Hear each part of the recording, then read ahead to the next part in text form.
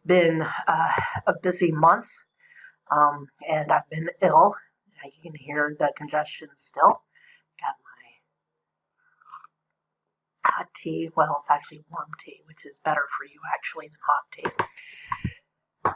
So, as I said, it's been busy. I've been ill, so I'm going to be doing a bunch of stuff to try to catch up with regards to books at least, and then I will try to do a couple of the logic puzzles. I still want to do a sumo video, but we'll get there in time.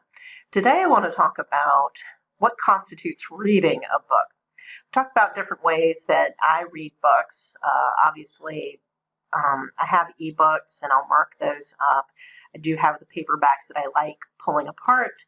I have the hardcovers that I own, and I like to write in and start and go ha ha ha and make fun of the author or agree with the author, depending. I'm far more likely to make notes in a hardcover book than actually in an ebook. In ebooks, I will highlight, but it's such a pain in the butt to actually type the notes. Usually I don't make any notes other than highlighting specific sentences or highlighting a word I want to know.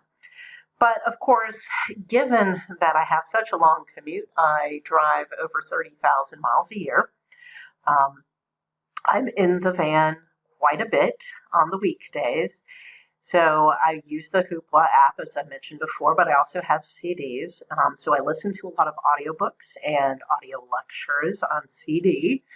But I also like watching miniseries. I'm an Amazon Prime subscriber, have been for years, and I gotta say, the thing I use most often now is the Amazon Prime Video, and they've got a lot of classic miniseries, pretty much all except for Barnaby Rudge. I was able to find at least one BBC miniseries for, though some you got PBS and A&E and that kind of thing. So the question is, especially we're talking, say, classic literature, does it count?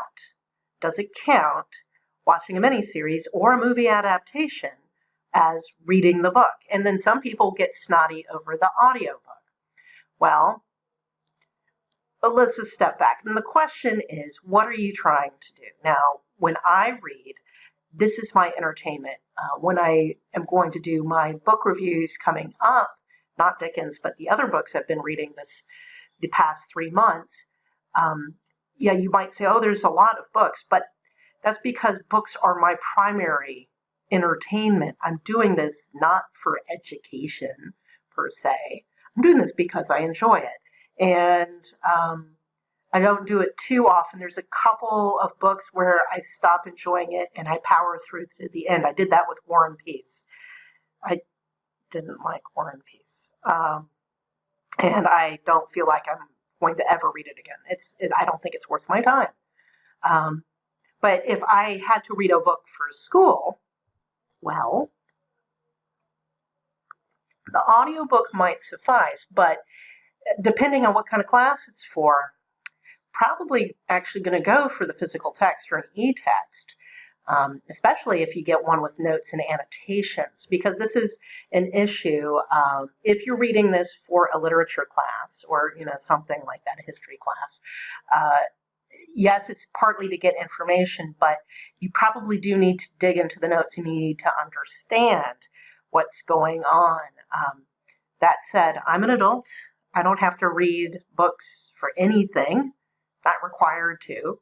I do it for my own entertainment. So yes, if you're in the situation I'm in, especially for the Dickens books, the miniseries, so many of the miniseries adaptations were so good. Yeah, watch those instead of reading the book if that's what you enjoy. You should consume the literature in the way you want to consume it. Say, Meep gives a thumbs up. Nothing wrong with doing basically a theatrical adaptation. With regards to Dickens, he adapted his own novels. He loved the theater. I don't know how successful he was as a playwright per se. It's very, very competitive business. And he was definitely far more successful as a novelist than all of his peers. So he's obviously a bestseller in that respect. I don't know with regards to the theater how successful he was as an adapter of his own works, but he had people who were pirating his novels as they were coming out, not just in print. And this was a big sticking point when he came to America because there wasn't international copyright and people were legally ripping Dickens off in America. So that's kind of the whole Martin Chuzzlewit and getting ticked off at the Americans there. But Dickens had no problem. He did theatrical readings from his own texts. But one of the things to think about is how were these books consumed, or how were they written to be consumed in the past? We always think of novel reading as a solitary enjoyment. But if you think of the social situation when Dickens' books were coming out, so I guess it was starting in the 1830s, 1840s, and he died, I believe, in 1870, around there. I'm not looking it up right now. It doesn't really matter. But, for several decades in the middle of the 19th century, he was writing.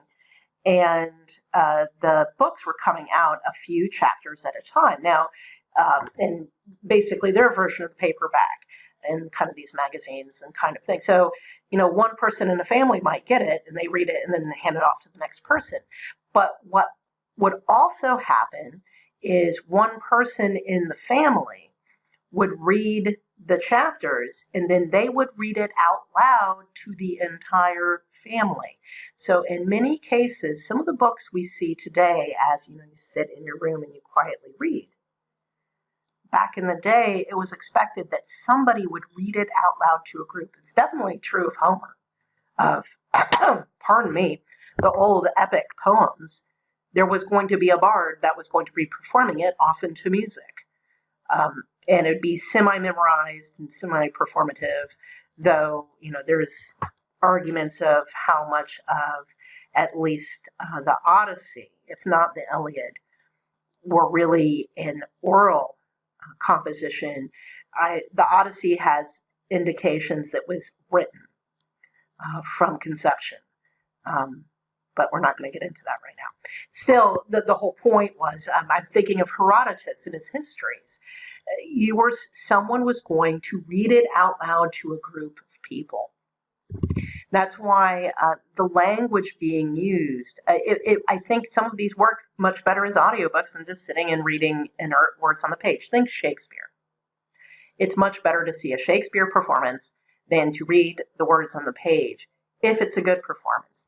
But you might have to read the words on the page if you need all the footnotes and all of the context and this, that, and the other, because you're doing something analytical, you're going to be writing papers, as opposed to just enjoying something for entertainment. So go out there, read the books the way you want. For Dickens, for most newbies, I actually recommend watching a good miniseries adaptation of his novels. Why not? There's some really excellent ones, and when I discuss the specific Dickens novels, I will point you to the ones that I think are really good, because not all of them are good. And in some of the cases, like Hard Times, there really isn't a good one per se out there.